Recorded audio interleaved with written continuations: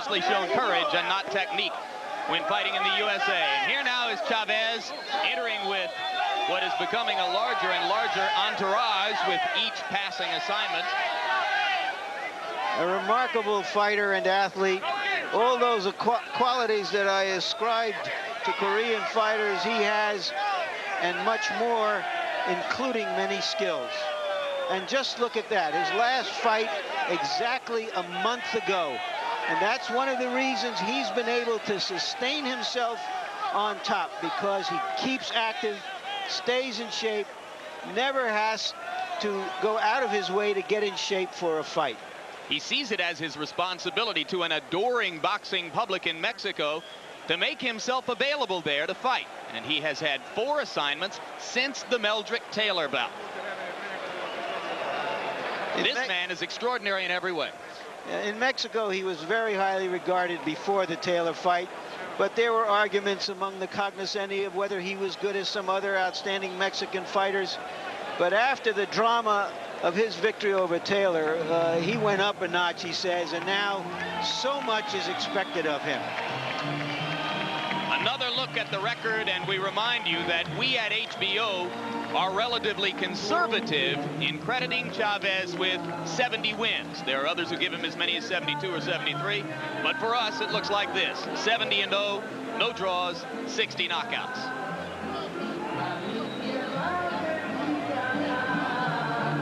Tail of the tape, and you will see that there is little difference between the two. An inch height advantage for On. They weighed in at the same weight, 1 pound under the limit. The reach is identical at 71 inches. And here are our punch stat numbers, which give you a profile of how active these fighters are. Of course, it's very difficult to assess these, given the difference in the caliber of opposition they have faced. New Jersey rules for the bout. 3 judges will score it on the 10-point must. No standing 8 count, no 3 knockdown rule, and a fighter cannot be saved by the bell in any round, including the 12th. A New Jersey rule. Right now, let's go up to the ring announcer, Michael Buffer, for the pre-fight introductions. Ladies and gentlemen, good evening and welcome to Atlantic City's Convention Hall by way of Donald Trump's Trump Plaza Hotel and Casino here on the boardwalk in Atlantic City, New Jersey. This bout is approved by the New Jersey State Athletic Control Board. Boxing commissioner here in the Garden State is Larry Hazard Sr. The chairman, Jerry Gormley. Board members, Gary Shaw and Richard Harrison. Deputy commissioners are Lawrence Wallace and R. Yogi Hiltner. Chief physician at ringside is Dr. Frank P. Doggett. Also in attendance, Dr. Earl Shaw and Dr. Paul Williams. This bout is also sanctioned by the World Boxing Council, President Jose Suleiman, and ringside supervisor Gabriel Peña Garicano. The IBF is also sanctioning this bout, President Robert W. Lee, and supervisor ringside Marion Muhammad. Alternate referee Tony Orlando, counting for the knockdown seconds, and the timekeeper is Roosevelt Gilbert. The 3 judges assigned at ringside for this bout. First of all, from Puerto Rico, Angel Guzman. From Switzerland, Franz Marti. And from the United States, Frank Brunette.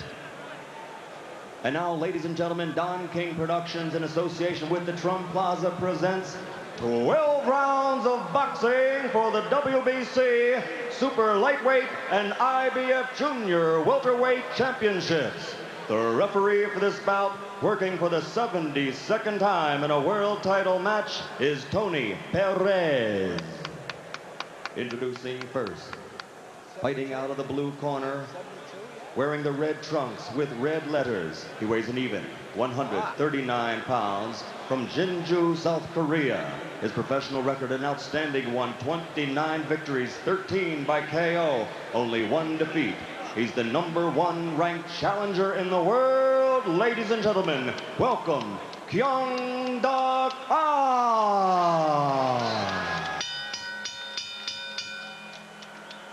And his opponent, fighting out of the red corner, wearing the red trunks with black trim. He also weighs an even 139 pounds.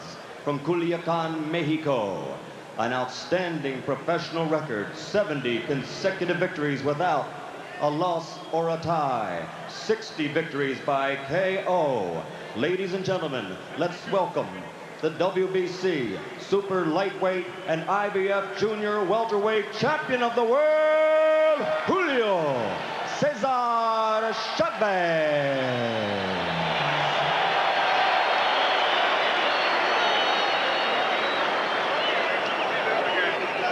This is Meldrick Taylor country, so that was a very nice reception. Hey, Dom, how you doing? Huh? Oh.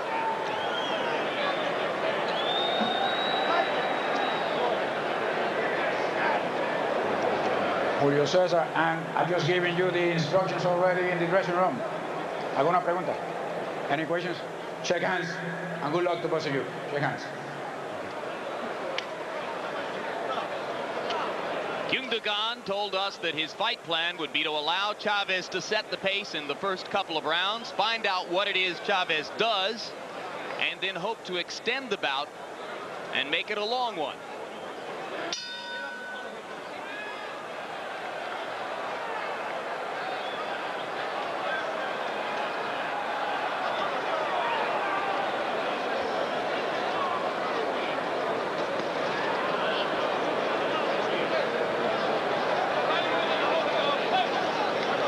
Is known to be a slow starter who builds momentum from the second and third rounds onward. He likes to start out by finding opportunities to go to the body, particularly with the vicious left hook. Maybe the best left hook to the body in boxing. That was a straight left on the rib cage. First effective punch from On.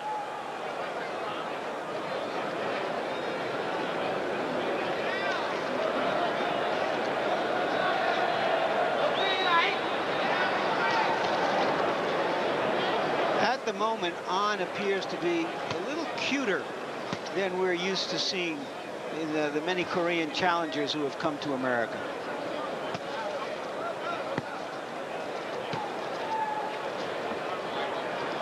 Those jabs are being blocked by Chavez, who has both gloves up in front of his face. And there's the first left hook to the body. It might have been a little low.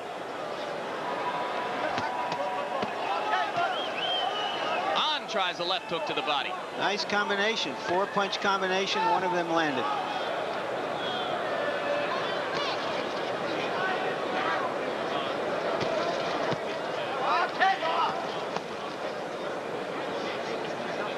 Boxing is so popular in Korea that ultimately we should find a real world-class champion in one of the bigger divisions from there.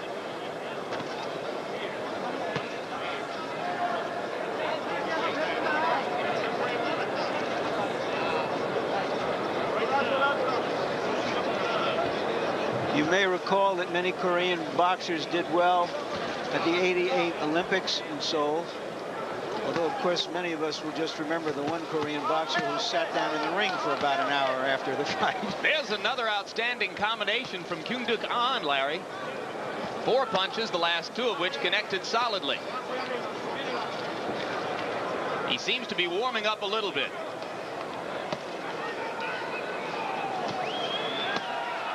Chavez has his eyes fixed on a spot below On's Adam's apple as he continues to look for opportunities to the body.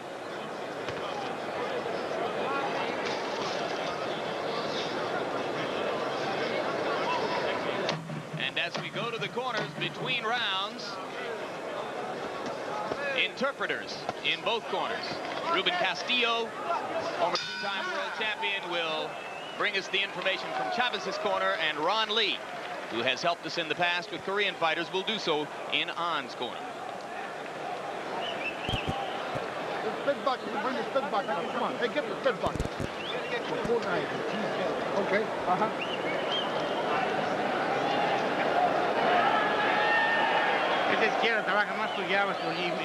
Throw your jab more. Move.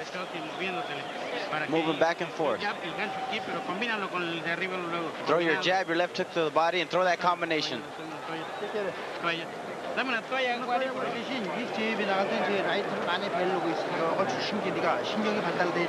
Come on, keep your mind straight. Keep your mind straight.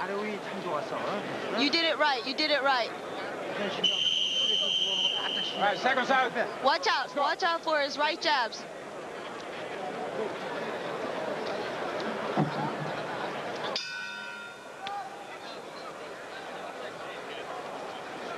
The uninitiated viewer might be a little startled to see that On was credited by PunchStat with landing only 7 blows in round 1. But as we mentioned, many of his punches were blocked by Chavez on the gloves.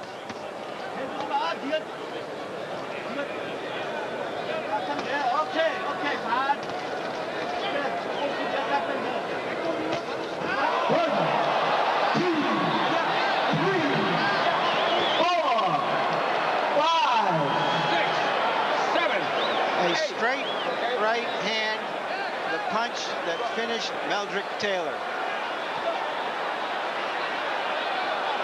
Certainly not thrown with the violent intent that it was thrown with when Taylor went down. That did not appear to be the kind of punch that would put a championship class fighter on his back.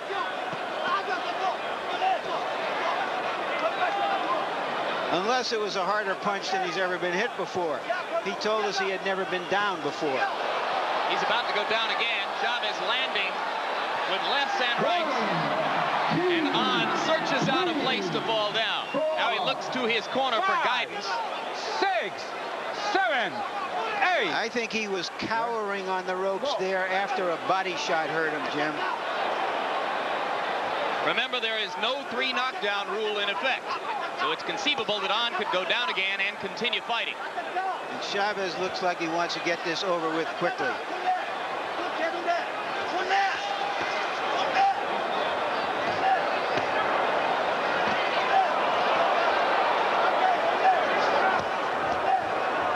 On is willing to try to keep Chavez busy. This could be a long minute for Kyung Duk On. Good right hand by On, and another one. Both landing flush on Chavez's face. This is a very game kid. Well, he's going to find out that Chavez has one of the great chins in the business.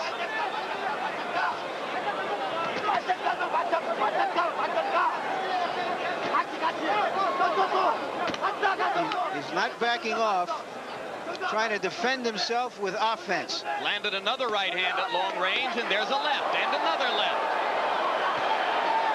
Chavez digs a hook to the body, and that stops On for just a moment. All in all, a pretty courageous show by Kyung Duk On, who has been down twice in the round but has rallied. Another left hook to the body, and Chavez gets in a right hand in the closing seconds of round number 2.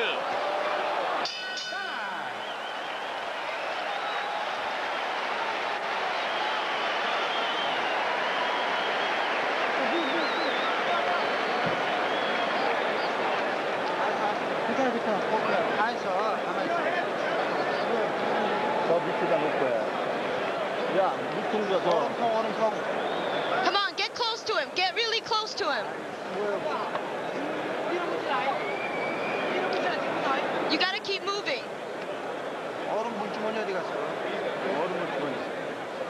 Okay, let's take a look at this now. First, that straight right hand, which I think stunned more than hurt On. There you see it again.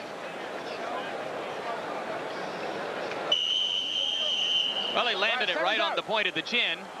And here's knockdown number 2. And you're going to see On searching out some canvas. And smartly. He bought some time. You know, Chavez is absolutely obsessed with getting a rematch with Meldrick Taylor, and he kidded with us yesterday that he was going to make this a long fight and maybe not look so great to entice Taylor into a rematch quickly. But I don't think that he's looking to make this a long one, and the kid is not cooperating with him. And while we were listening to the action in On's corner between rounds, in Chavez's corner, he was being told to move side to side, not stray right in front of On, because On could still be dangerous. Now On crouches back toward the floor again, and Chavez is momentarily confused. Might have been looking for Tony Perez to stop it.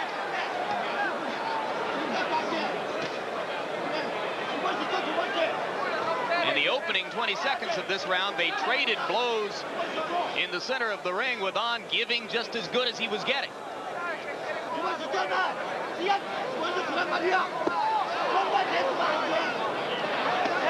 Both hooks to the body, slightly low, but Tony Perez is in a position where he couldn't see exactly where they landed. All three of those punches were a little below the border.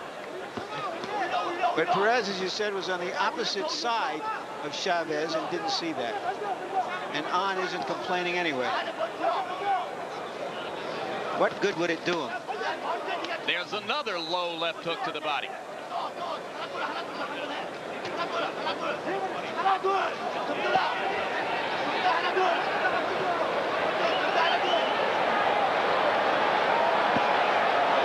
More than halfway through round 3, and On is beginning to slow down. He's not fighting back now quite as vigorously as was the case in the final minute of round 2.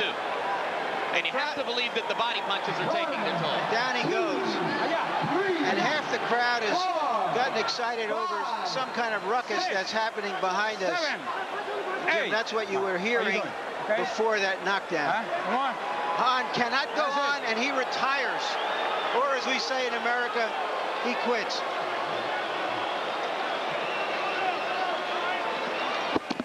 Nobility and courage took Kyung-Duk On only so far. Probably a lot of people in the arena expected that to happen somewhere in the middle of round 2. It finally takes place at 2 minutes 14 seconds of round number 3. So Julio Cesar Chavez has the 71st win of his career, his easiest win ever here on HBO, in a bout more typical of the kinds of fights he gets when he goes down to Mexico to entertain his fans there than of those we've seen here in the United States.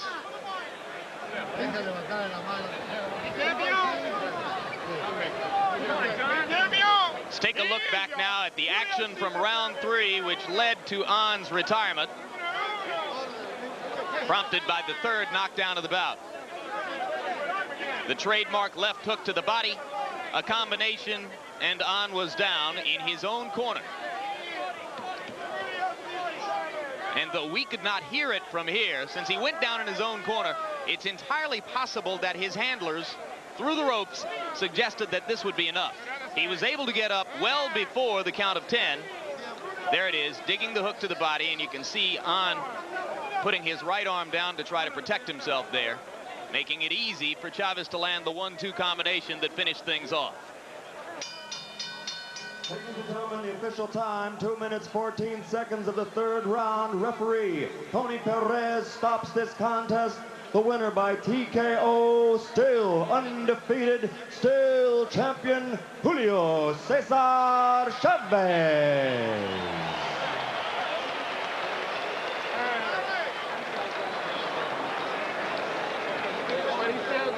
It was the appetizer. A lot of people here were excited about the chance to see Chavez on the same night that they will later get to see Mike Tyson in the ring. The two have been compared so frequently in recent years in terms of their overall proficiency, as many thought before Tyson's loss in Tokyo that he was the best pound-for-pound fighter in the world, an honor that most accord to Chavez at this moment. Total punches in the bout, I should say, as computed by HBO PunchStat, Chavez landing half of his blows and many of them punishing blows. And we go now to Larry Merchant in the ring with the winner and interpreter Ruben Castillo. Julio, congratulations. Was he a little tougher than you thought? Sí, era más peligroso que pensabas. Realmente yo no pensé que fuera a resultar la pelea tan fácil, la verdad. Lo único que puedo decir es que me sentí muy fuerte. He said he was 7 rounds. he was letting him come at him so he could hit him, so he could last 6 or 7 rounds. Well, after you knocked him down twice in the 2nd round, he jumped. A ponerse agresivo y nunca te lastimó en cualquier momento. No, la verdad no, lo estaba dejando que me llegara porque yo sabía que la pelea iba a terminar muy rápido. He said he was letting him come at him more because he knew that the fight was going to end him. Let's talk about the future, Julio. Yesterday when we talked, all you wanted to talk about was a rematch with Meldrick Taylor.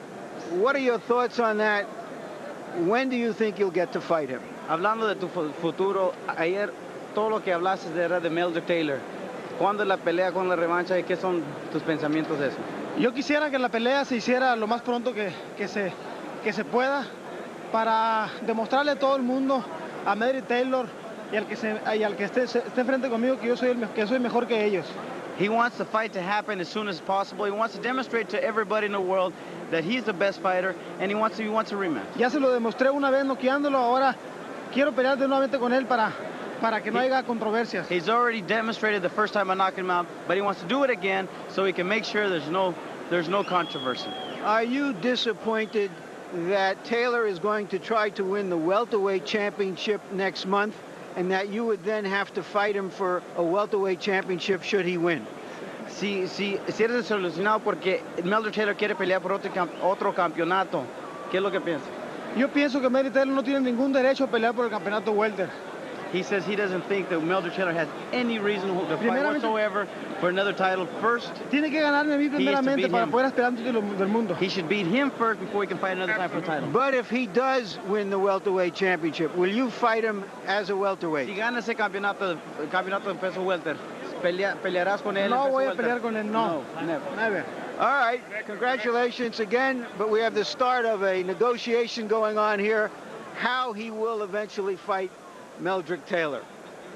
Back to you, Jim. Thank you, Larry. And as you alluded to, before we see Chavez against Meldrick Taylor again, we will see Taylor here on HBO on January 19 as he moves up in weight class to take on WBA World Welterweight titleist Aaron Davis. That fight will take place here in Atlantic City also, January 19 here on HBO.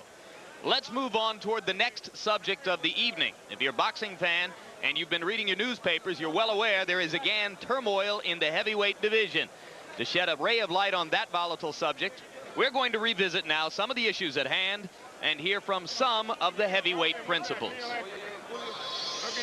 In the eyes of the boxing public, Evander Holyfield now rules as undisputed heavyweight champion. But will the World Boxing Council strip its belt away? To understand that question, you must first go back to last February in Tokyo. Buster Douglas went down in the 8th round and was granted a long count. At least that's the view of Tyson's promoter, Don King. Immediately after the fight, King registered his protest against this so-called injustice. 7, 8, 9. Okay. Everybody's seen the facts, and the facts are irrefutable and incontrovertible. Now chaos ensued. The IBF immediately backed Douglas as heavyweight champion, but the WBA and WBC withheld their recognition until a public backlash forced those two sanctioning organizations to establish Buster Douglas as undisputed heavyweight king.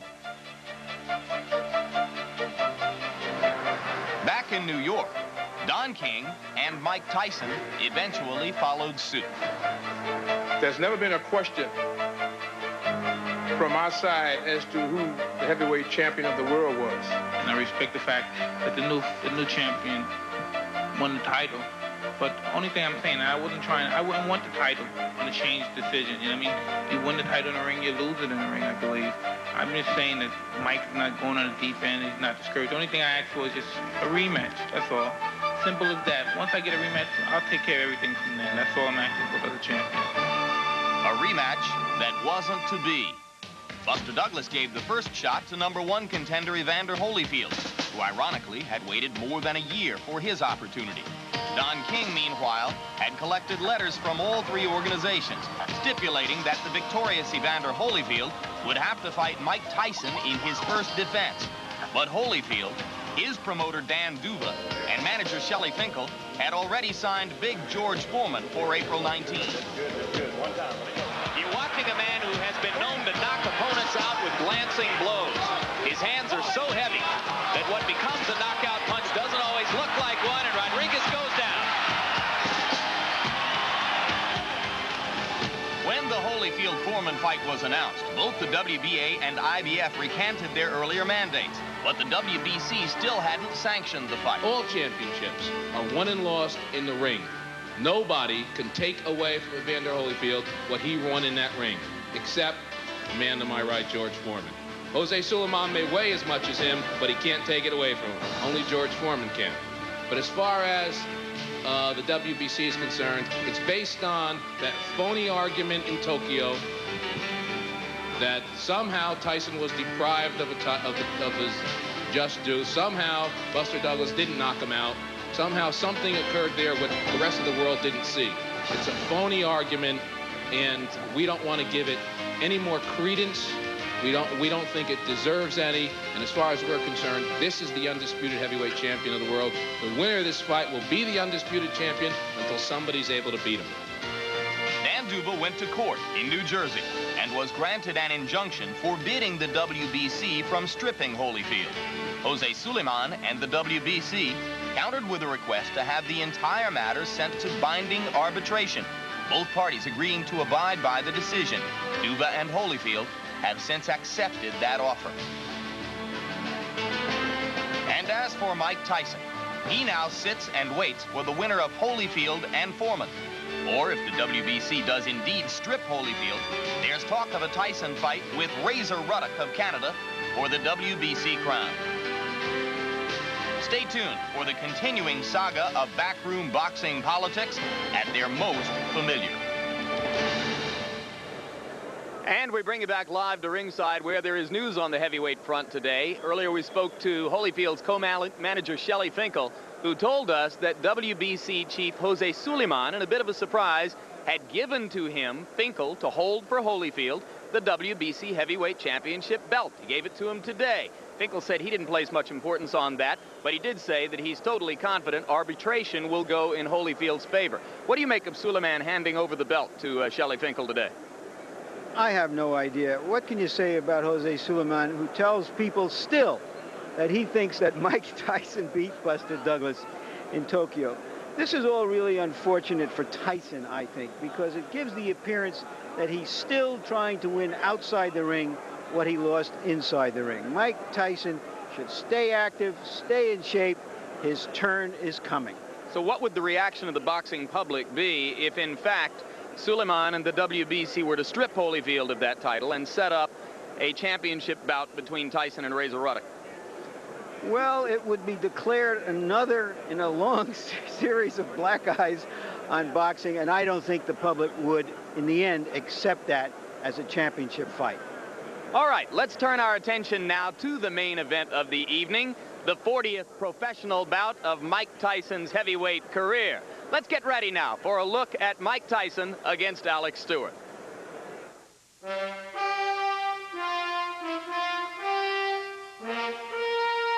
1990 has been a difficult year for Mike Tyson. February 10, Buster Douglas knocks him out. The aura of invincibility is shattered.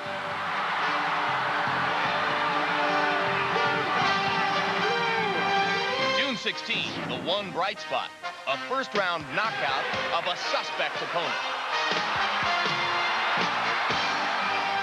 August 30, Tyson takes 48 stitches over his right eye after a butt in sparring.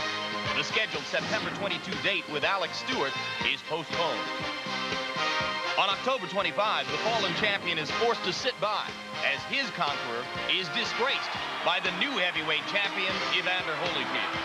And now December 8th, Mike Tyson finally faces Alex Stewart. Will we now see the old fire of the champion whose power and hand speed ripped through the heavyweight ranks? And he's down again and in serious trouble. It's just a matter of time. That's not shot. That's not a photo shot. A beautiful shot. Steal and seen enough. Or will this able opponent throw Tyson's career into a dramatic tailspin? Tonight, Mike Tyson's year comes to a close, and we get the answers to those questions.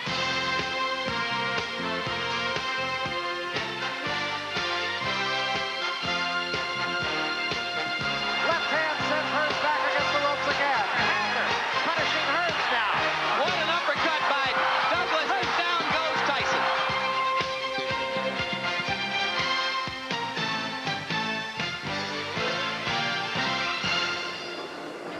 We bring you back live to the Convention Center in Atlantic City, New Jersey, as HBO Sports presents the main event. Former heavyweight champion Mike Tyson takes on top contender Alex Stewart. The fight is scheduled for 10 rounds. So now, with aspirations of fighting the winner of Holyfield and Foreman, Mike Tyson again takes center stage in this ancient facility. The night before a sellout crowd, Tyson faces a potentially tough test on his comeback trail. There may be no title on the line, but Mike Tyson provides an electric jolt to a fight crowd, a unique one. There's nothing quite like the feeling at ringside as you await the opening bell of a Mike Tyson heavyweight fight. And as I mentioned to you earlier in the broadcast, we at HBO Sports have covered Mike Tyson for the past 4 years, bringing you every one of his fights since before he won the heavyweight championship.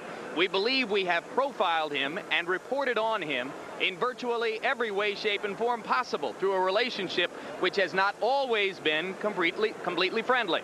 In fact, we're in the middle of a period right now in which things are not all peaches and cream between our longtime colleague Mike Tyson and those of us at HBO. So with an eye toward that, we decided to look for fresh eyes and ears, an independent perspective on Tyson as we get ready for this look at him.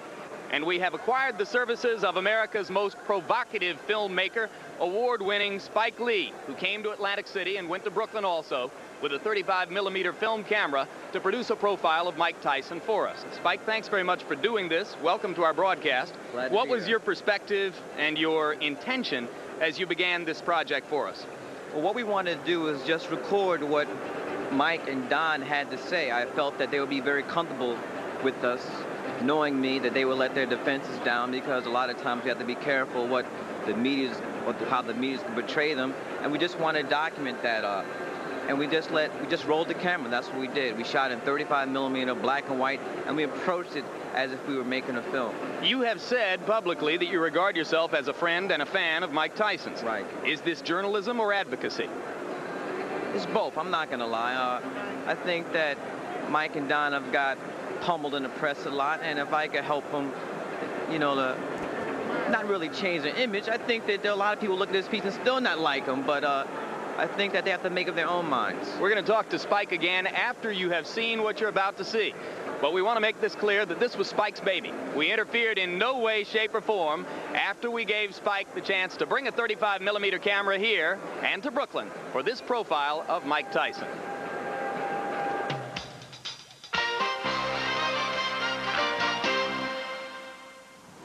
I'm not afraid of anything.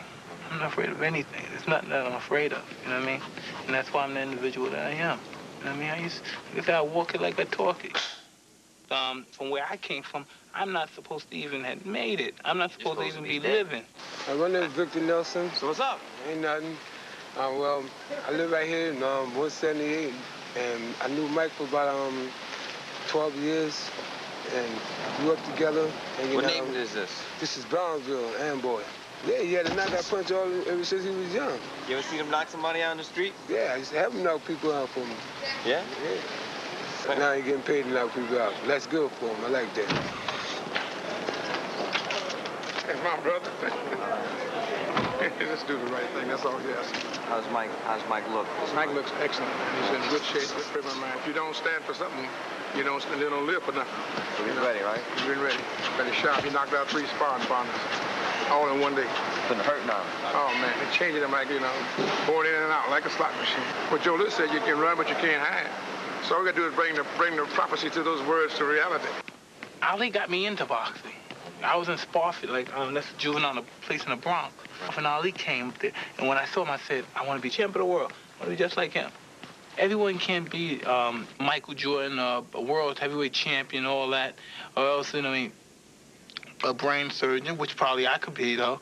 But, you know, you be a brain surgeon? I could, Spike, man. Every ethnic group takes pride in their heroes. We have no heroes. Our heroes die. White heroes never die. They live infinitely. You know, the John Waynes and the different things, but Marvin Gaye, one of the superheroes of our time, you don't hear about him, but Elvis Presley has earned more money in death than most niggas can earn in life. Mike Tyson is our hero. He's our knight in shining armor. When he strikes a blow, he strikes a blow for all those who are discriminated against, all those who are segregated against, all those who are the downtrodden, the underprivileged, and denied. He fights like a gladiator, like our white brothers can appreciate. This guy comes to fight. He comes naked with his shoes on. He's a gladiator. He signifies what he's about. I don't blame Holyfield and Buster Douglas for hating him, because I was taught to hate Don King when I was in the business. Everything's totally against us. We're two black guys from the ghetto and we're hustling, and they don't like what we're saying, you know what I mean? We're not like prejudiced, anti-white. We're just pro-black. I love white people. I love them like they love me. Here you have a young man named Mike Tyson, who has been a very credible champion, a credible challenger, and now is waiting his turn again. What they're trying to do is to get a groundswell of public opinion to avert and circumvent ever fighting Mike Tyson. They want him, number one, to either defect from me, because he's being represented by a black man, or number two, they want him to get frustrated and exasperated so that he will self-destruct. They always change the rules when black folks come into success. Black success is unacceptable. They say, oh, things are getting so much better for you. In 1849, they was hitting blacks on the head 100 times a day. In 1990, they hit them 48 times a day. Isn't it better? Oh, it's got to be better. You've saved 52 blows. You got to understand that white America has an uncanny way of making the victim the victimizer. Excuse me, master, for putting my head in the way of your club. Not that your club is brutalizing my head and putting hickeys on it. My head got in the way of your free swing and broke your shiny stick, and I want to apologize for that. Cut this a minute. The way people portray me in the press, those guys, if they had the nerve, they'd be just like me. They're superstars, and regardless of their fields, they want to be able to say, you know what I mean, the white man's kicking my ass, you know what I mean? But they don't got the guts, you know what I mean? The reason they don't got the guts because their minds have been suppressed. You know what I mean? Like most fighters in general, when you think about the issue, they're whores to the system. They don't know. They have no concept of what's going on in the business. The only thing they know is put on gloves. Most fighters going to wind up broken, and that's something that's going to continue to happen as long as the game is here, because boxing is the only sport that's unorganized. You know what I mean? You don't have to be a college professor, you know what I mean? Guys, lawyers, you know what I mean, get out of their field, they retire from their field, the law field, and come into boxing because they feel that's the easy way they can make $1, because they could pimp the fighters. You gotta speak up, Mike, we hear you. Talking. We're gonna play this game called basketball today, okay? Right. Most of you know how to play this better than me, so we're gonna try to do something. What, you want me to dunk on your mama? You ain't dunk no boy. I know you a boxer, man. Do what you can do. Do it. Do. If I gotta play, you want me to do? What you want me to do? What you want me to do?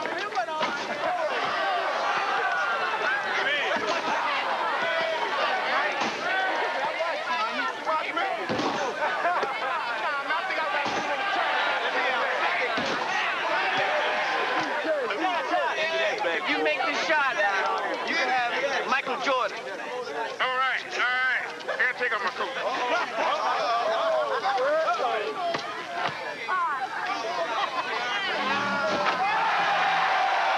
Trying to get some birds to come over here. They must not be hungry anymore. Yeah, that's right. Feed the birds. This is fantastic. Another war, man, inside and outside the ring, but we shall continue to prevail. Working together works. Well, you and I together, undeniably, is a combination that's unbeatable. I love it when the Jews love the Jews. I think that's noble. Italians love Italians. When Irish love Irish. But when a nigga loves a nigga, it's an unpardonable sin. We can't be white. You're a nigga till you die. If you're a poor nigga, you're a poor nigga. If you're a rich nigga, you're a rich nigga. But you never stop being a nigga. And if you get to be educated, you're just an educated nigga. You understand? Depravity, poverty, ignorance, lecherousness, lewdness, evil. Everything that was negative and unholy was attributed to the black people. And everything that was holy and glorified was attributed to the white people. The money, the wealth, the power. And with the blacks is the powerlessness that we have to be able to deal with against the power. You got to understand that negative associations coupled with blackness is what make these things happen. It's been a condition of racism since this country was founded 400 years ago. Because working together works. Go ahead. And I refuse, you know what I mean, to be like the rest of the brothers, you know what I mean? They evaluate their success by how far they can get away from the other niggas. They say, well, ooh, I live in Beverly Hills, there's a number of white people around my neighborhood, so I know I'm successful. You know what I mean? That's cool, you know what I mean? If you want an ego, you want that on your address, you know, this is where I live, and you tell them to go back. But go back to the neighborhood and tell the brothers, this is where I live at, man, come see me. You know what I mean? Don't just say, well, this is where I want to be, and this is where I'm staying, I want to stay away, I want to meet the friends around the neighborhood. You know what I mean? Because that's not reality. That's not reality at all. In reality, you know, it means a lot to me, because I live it. I know who I am, and I know what I represent. And I'm happy with myself, you know what I mean? I'm happy with who I am. A provocative climax to a provocative look at Mike Tyson. HBO Sports prepares for the main event. Coming up, Mike Tyson's second assignment in the post-Tokyo era of his career. against Alex Stewart, a man whose only professional loss was to the man who now holds the heavyweight championship, Evander Holyfield. And we bring you back live once again to ringside. I'm still joined by Spike Lee. And Spike, it was a fascinating piece. Now let me play devil's advocate with you on behalf of any of our viewers who might be a little bit confused. Mike Tyson and Don King have achieved identity, money, fame, power, status, most of the things that we think of ourselves as striving for in this commercial society. Why are they so angry?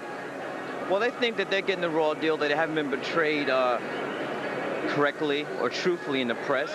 And I have to agree with them. I think that any time when you're African American in this country and achieve any level of success, people just come after you. I mean, they're beating on me now. I mean, they're killing David Dinkins in New York since he's become mayor. It just happens. I mean, we realize why it happens. So for me, it just rolls off my back. But I think that they've gotten a bum deal, Mike and Don. Don King says that there are no black heroes in this nation. At the risk of sounding a little bit tokenist, aren't people like Michael Jordan and Bill Cosby and to a large extent Spike Lee treated as heroes by this society? Well, I don't know if we'd be treated as heroes. I think that was a little exaggeration on his part. But when you go into the history books, I mean, we can't even get Martin Luther King's birthday, in Arizona. So, I mean, that's a disgrace. So that's what he's talking about. I'm glad the commission NFL took the Super Bowl out of Phoenix. What does Mike Tyson mean, above and beyond any other American boxer, to kids in the ghettos, in the inner city?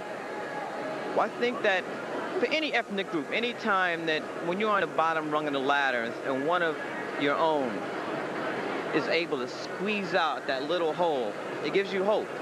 And I think that that's what Mike Tyson has done with this. But I think the problem is that people get lulled into sleep. They think that because African Americans have Bill Cosby, Oprah Winfrey, Eddie Murphy, we go on and on, that means everything's okay.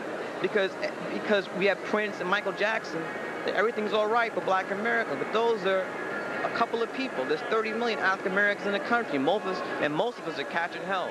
So we can't look at the 1 and 2 success stories. People may be able to sneak through the cracks.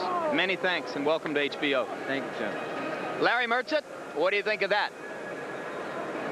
Boxing has seen snake oil salesmen of every size and shape and stripe and color, all with one consuming passion in life: to capture and then to keep money-making fighters. What Spike Lee showed us in part is that Don King does it by wrapping himself in the emotional flags of race and racial injustice. He has been pummeled, it should be pointed out, by black fighters like Larry Holmes and Buster Douglas and Tim Witherspoon, whom he promoted.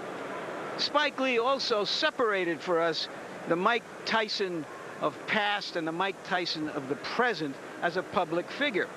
Mike Tyson used to be this troubled youngster who was saved from the streets and then nurtured and developed into a champion. Now Mike Tyson wants to tell us that kid can get out of the ghetto, but you can't get the ghetto out of the kid. And that's how he's going to recapture the heavyweight championship. And he just might do it. Finally, Spike Lee showed us that Mike Tyson throws as many bricks on the basketball court as he does in the ring. Here's a look at the man he's going to be throwing those bricks at tonight, Alex Stewart.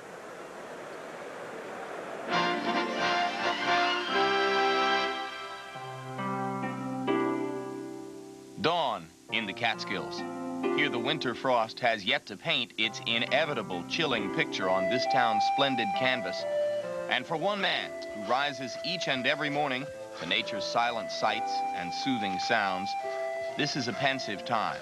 A time to reflect on the opportunity that lies ahead. The only thing I really see is me beating Mike Tyson. It's just like a dream just keeps on coming. Just like climbing a mountain, you gotta work you up to the top. And when you reach there, you're on top of the mountain. I'm thinking Mike Tyson is the mountain. I have to climb all over. For Alex Stewart, the journey toward the top has been perilous.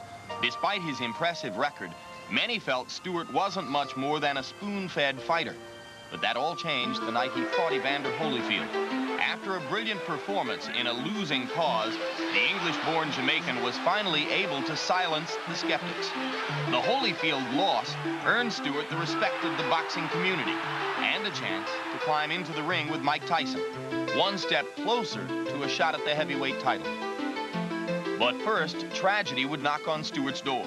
Just 3 months prior to the scheduled date with Tyson in September, Alex suffered a personal loss when Mike Jones, his co-manager and close friend, died unexpectedly from cancer. Jones's death would act as an added incentive for the young heavyweight, who would set out to prove that his manager's dreams weren't in vain. Mike Jones' spirit's always going to live on with me. Regardless, win, lose, draw, whatever, he'll always be with me. The only way they'll remember him is through my performance and how he's worked to get me this far. I think everybody has worked to get me where I am, but I think the rest of my team are here, and he's not here. And I think this will give him plenty of joy just to know that I did all I could do. For his late manager, he would push his body to the limit. In training for Tyson, Stewart felt he had never been more focused and diligent. That was until 2 weeks before the fight, the night he got the news that Tyson had suffered a severe cut over his eye. The cancellation was a crushing blow to Stewart and his camp. It hurts in a way we can't explain. Here I was psyched up mentally and physically to fight this little guy. And here I am getting ready, and all of a sudden he gets caught. You know, I'm just about a week before I'm ready to leave for Atlantic City, do the last 2 weeks of my training. I'm prepared, the technique and everything I want to do, and all of a sudden it's changed. He was totally devastated. When I walked into his room, he sat there and wept and sobbed for quite a substantial period of time. It's as if you were trying to climb a mountain and the summit was in view, and you had to withdraw. In time, that frustration would subside. Realizing that life is too short and opportunities are oh so fleeting, Stewart forced himself into the gym and refocused on the one man who stood in his way. Alex Stewart believed he had worked too hard, sacrificed too much, come too far to accept anything less than victory. Everybody thinks that this is like 2-3 years my fighting career, you know. I think of it since I've been 9, you know, I've been fighting. And right now, only one person standing in my way. I mean, this will put me what I've been working for since I was a little kid. I mean, this is what I've dreamt about, being in a major fight where the opponent is just as good. And you just have to have that little edge. Like all worthwhile pursuits, boxing offers its practitioners no guarantee of success, only the chance to fulfill a dream. Tonight we'll see whether Alex Stewart's lifelong dream comes true as he searches for that little extra, which he hopes will set him on a path toward a rematch with Evander Holyfield.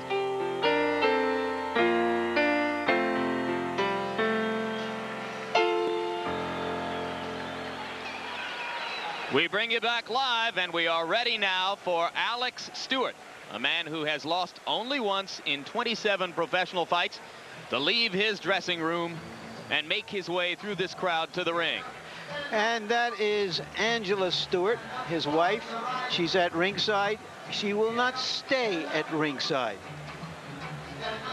When Alex Stewart gets to the ring, he will throw her a kiss, and she will flee out the front door onto the boardwalk up to her hotel suite, where she will watch the fight on television, as has been her custom in the past.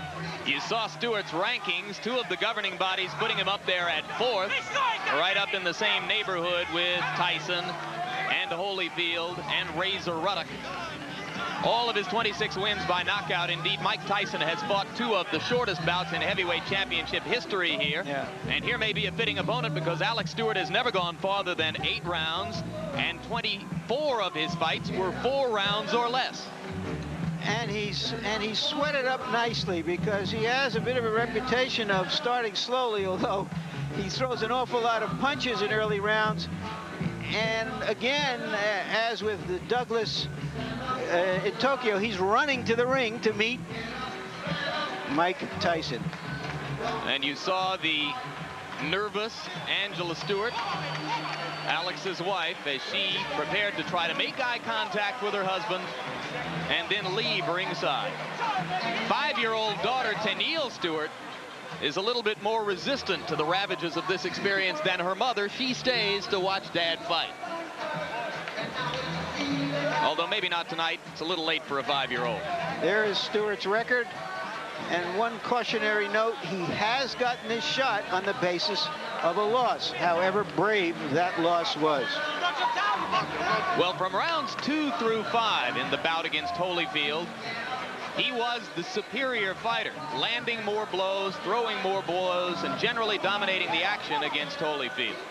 Holyfield reversed the tempo in round 6, took advantage of a cut over Stewart's eye, which had resulted from a second-round headbutt, and progressively opened the cut to the point where the bout was stopped in round number 8.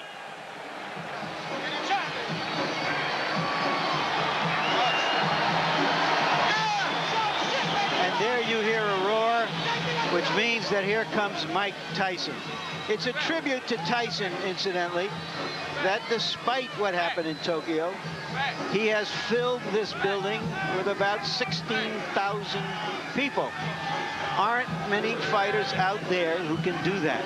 Certainly no non-champions. Indeed, Mike will tell you in no uncertain terms that he's still the main man in the heavyweight division where ticket sales are concerned. He suggests that neither Holyfield nor Foreman, and certainly not Razor Ruddock, could ever dream of selling as many tickets or as many pay-per-view subscriptions for a fight as can he. Well, he's Mike likely Tyson. to be proven wrong on that when Holyfield does fight Foreman. But suffice to say, he is still a major attraction. Ringside seats here, incidentally, are just $400, a fraction of what they've been in the past for him. There are some consequences to losing. Tyson's last fight, 2 minutes and 47 seconds against Henry Tillman, the man who had beaten him twice back in the amateur ranks. In that mob surrounding Mike are all 3 of the trainers now enlisted in Team Tyson. Aaron Snowell, Richie Giacchetti, whom you'll remember from his long tour of duty with Larry Holmes, and Jay Bright. The 3 of them nestled just behind the fighter as they make their way toward the ring. It looks like a T formation with a flanker, Jim. That's right. Mike's playing quarterback. Aaron and Richie are the halfbacks, and Jay Bright is dropping back as a fullback into a sort of short punt formation at this point. Now Mike will emerge into the ring where most of the crowd will get its first look at it.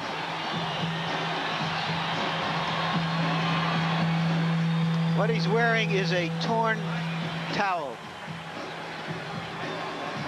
And there you see the record. 38 wins, the 1 loss to Douglas in Tokyo. This the 40th bout of Tyson's professional career. His knockout percentage with 34 KOs is high, but not the highest in the history of the sport. And there goes Angela.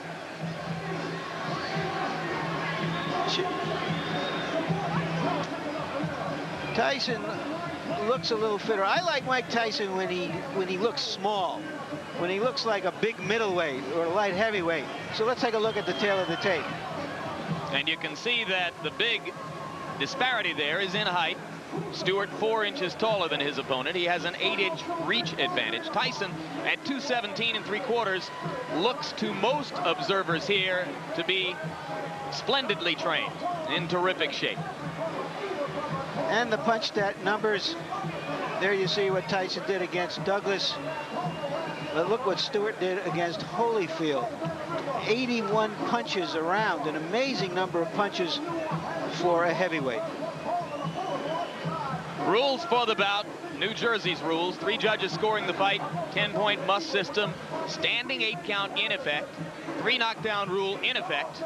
Neither fighter can be saved by the bell. So right now, let's go up to the ring announcer, Michael Buffer, for the pre-fight introductions.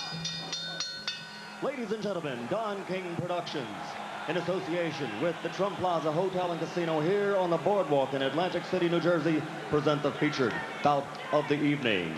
In attendance here at ringside tonight, ladies and gentlemen, our host, a man who's brought 50 championship bouts to Atlantic City in the last 4 years, Mr. Donald J. Trump. And in the ring at this time, the promoter for tonight's great event, and many others through the years around the world, Mr. Don King. This bout is sanctioned by the New Jersey State Athletic Control Board. All the officials shall remain the same except the judges assigned at ringside. For this bout, they are Jon Stewart, Rocky Castellani, and Eugene Grant. And now, ladies and gentlemen, from the Trump Plaza Hotel and Casino on the boardwalk in Atlantic City, New Jersey, let's get ready to rumble! 10 rounds of boxing in the heavyweight division. The referee for this bout is Frank Cappuccino. Introducing first, fighting out of the blue corner, wearing the black trunks with gold trim. He weighed in at an even 218 pounds. He's originally from England, but now lives and fights out of Brooklyn, New York. His professional record, an unbelievable one, 26 victories, all 26 by knockout, only 1 defeat. He's the number 4 ranked heavyweight in the world. Ladies and gentlemen, Alex, the Destroyer Stewart.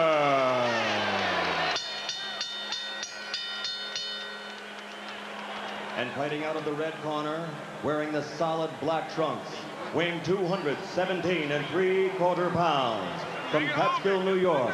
Also an unbelievable record, 38 victories, 34 by KO, only 1 defeat. He's the number 1 ranked heavyweight in the world. Ladies and gentlemen, the former heavyweight champion of the world, Iron Mike Tyson.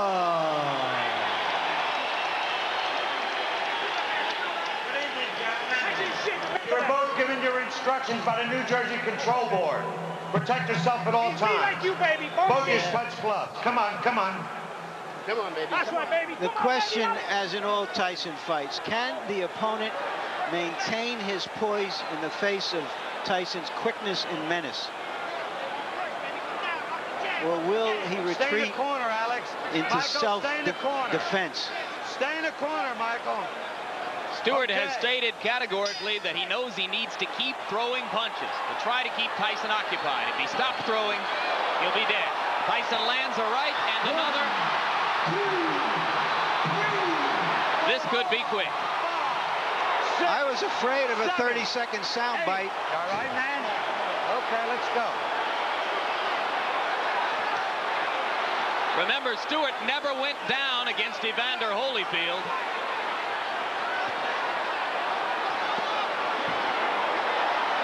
Shot to the body, another solid right hand. Stewart begins to throw as a means of trying to defend himself.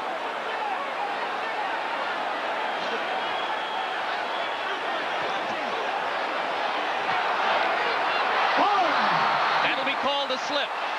And Mike is a little wild as he goes for the kill. A good right hand that hurt Stewart again, but Stewart is still upright.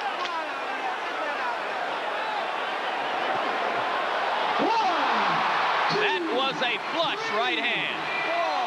5, 6, 7, 8, 9. He's up just at the count of 9, Jim. How you feel, man?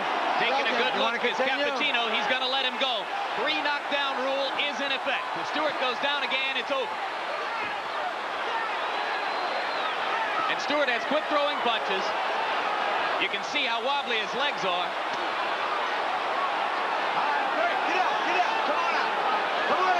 If he makes it through 1 minute and 20, it'll be a small miracle. Let him go, come on. Stop punching. That was a worthwhile grab.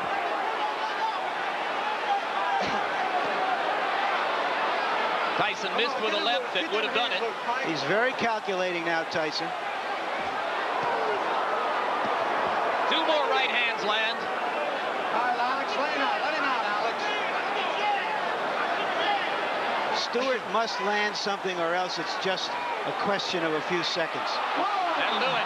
2, 3, 4, 5, 6, They're 7, forgetting that the 3 8. knockdown rule is in effect. This fight is over. Okay.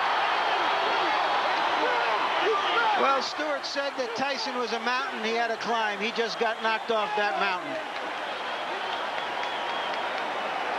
He just didn't have the style, Jim, unlike Douglas, to test the vulnerability of Tyson. Yeah, he's not nearly the technician that Douglas was when Douglas was good in Tokyo. Early in the fight, Douglas tied Tyson up. He used his jab. He survived and then determined the pace of the fight.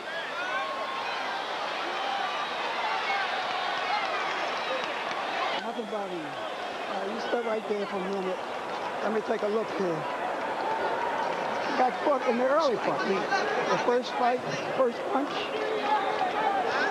You know how many times you got knocked down? 3 times. 3 times. The first time, right? Yeah. You remember the first one? Yeah. Yep. Okay. Now, do you think you can stand up now? Just stand up for me. Put your feet together as you stand up. Put your feet. Right. No, I'm just holding you to see if you can afford it. Put your feet together. Let him go. Let him go. Let him go.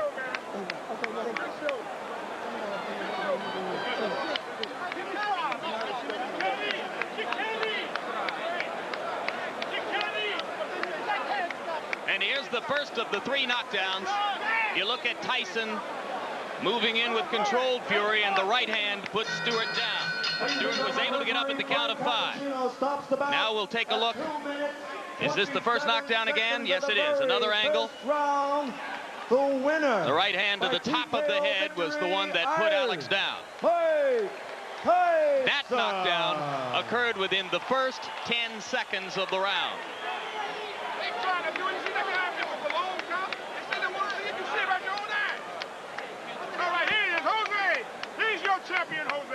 Now we'll take a look at knockdown number 2. By this time, Stewart still wobbly from the first knockdown, and he went down without Mike having to land a crushing blow. Another look at knockdown number 2.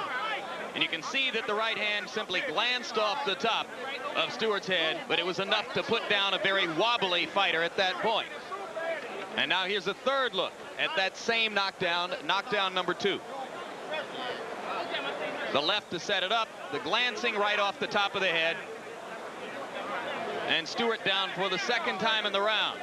Still more than 1 minute 40 seconds remained in the round at that point.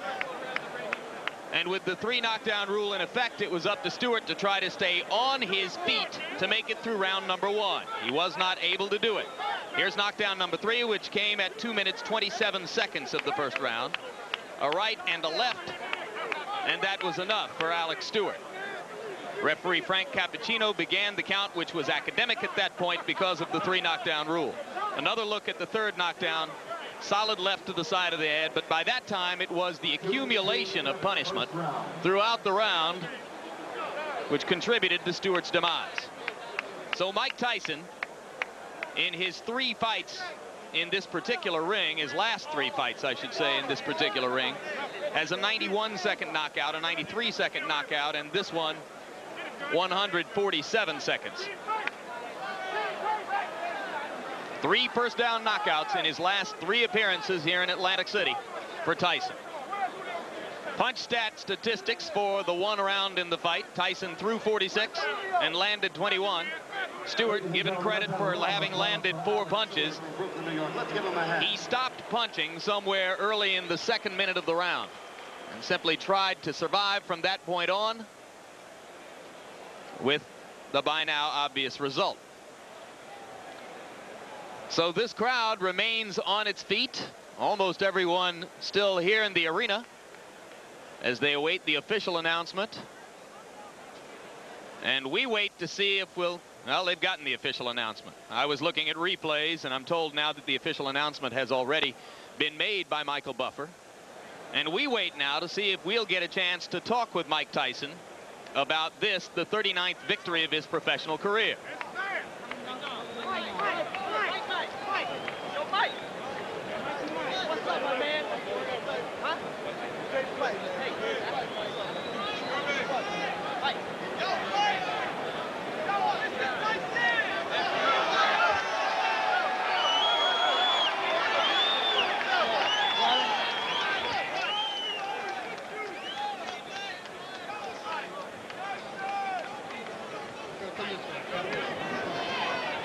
Ladies and gentlemen, you'll be back.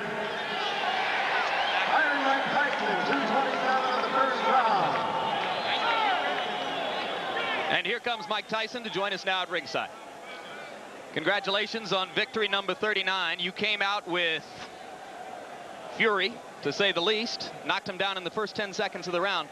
If I can get you to turn toward the camera a little bit, Mike, how important was it to you to score a first-round knockout tonight? Well, I mean, I knew he was a dangerous fighter once he got warmed up. And my objective, I was in great shape. He used to go in there and put the pressure on him for 10 rounds. I knew I had to break him eventually. You appear to be in sensational condition. Do you feel considerably differently now than was the case 10 months ago in Tokyo? Absolutely, because my mind is more prepared. You know, I mean, that's what basically the whole standpoint came down to, is being prepared mentally. How does your situation compare now to what most people would regard as the peak of your career when you knocked Spinks out here in 91 seconds? Well, you know, I mean, I didn't feel like it was a same shoot of night tonight, because there's things that I know that I did that was mistakes. So, you know what I mean? A good fight, and I'm in good shape. And I just like to thank all my fans on HBO that's been supporting me. But I just like to say this is my last fight on HBO. It's because HBO, they think that you'd rather see Holyfield than me. Thank you for supporting me. I love you all. Bye. Mike, one final question. How important at this moment is the coming arbitration with regard to the WBC championship and the possible WBC title fight with Ruddock? Well, it really don't matter, as long as I can fight for the title. I love to fight Ruddock. I want to show everybody he's not the baddest man in the world they once said he is. Would you rather fight the winner of Foreman Holyfield? Excuse me? Would you rather fight the winner of Foreman Holyfield? I would fight anyone, you know what I mean? But I'm fighting for the moment. It looks like Ruddock might be in the wings, and I'm looking forward to fighting Ruddock. Can you elaborate on why you feel you've been treated unfairly by this network, which will state that it has 2 offers on the table for you for long-term deals? I have no comment. I don't want to talk about them. The company know what they did, and I'd like to say hello to all my troops again that's been supporting me. I'm out of here. We've enjoyed covering you. Thank you very much. We don't negotiate on the air. Our chief executive, Seth Abraham, will have plenty to say in the future about the potential for another Mike Tyson deal at HBO. It has been our hope for the past year that we could complete one more deal to give a long-term contract to Mike Tyson and to continue to cover his fights here on HBO. But there'll be no negotiation on the air. That will take place between Don King and Seth Abraham. We're grateful that Mike was willing tonight to come and speak to us at ringside in the midst of what is, quite candidly, a frosty period between us and him and his promoter, Don King. So Mike Tyson has the 39th victory of his career, the 19th first-round knockout of his career. And this is a look at the quickest KOs of Tyson's career. Of course, there was the 30-second destruction of Marvis Frazier in upstate New York. And the rest of those first-round destructions against journeyman fighters going on toward the 91-second knockout of Spinks and the 93-second knockout of Carl the Truth Williams. Once again, there have been 19 first-round knockouts among Mike Tyson's 39 career victories. And he takes another step toward reestablishing the kind of preeminence he enjoyed in the heavyweight division prior to the Buster Douglas upset in Tokyo 10 months ago. So as we look back once again, we'll take another observance of the last 2 knockdowns, which led to this 3-knockdown rule, first-round knockout for Mike Tyson. Alex, the destroyed Stewart, has the second loss of his career, and Tyson puts himself in good company, as both of Stewart's losses have come against heavyweight champions, one to Evander Holyfield, and now this one to Mike Tyson. Of course, Holyfield was not champion at the time at which he beat Stewart 13 months ago. Here was the finishing touch. Solid left hook there. Stop punching. Tyson landed several blows in the round which appeared more effective than the ones which contributed directly to knockdowns. So you have to believe it was the accumulation of punishment throughout the round which was ultimately decisive in the fight. Crowd was on its feet throughout the round from the moment that Tyson put Stewart on the canvas in the first 10 seconds.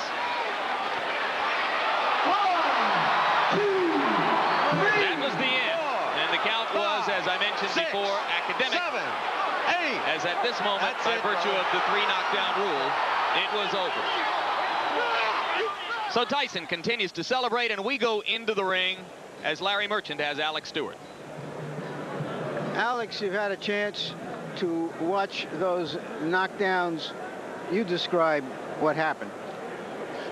Just get caught early, that's all. Were you stunned from that first knockdown? Did you ever recover during the round? Just caught me, that's all. It's one of those things. You get caught early, you know, that's what happened. What didn't you do that you wanted to do? Well, what I wanted to do is move around a lot more and hit more on target, but seemed I missed a lot. What is it like in there with this Tyson, who seems very quick and even skillful in the bombs he's throwing? Just I didn't get off, that's all. Just didn't get off, that's all. Thank you very much, Alex. Thank you. Jim?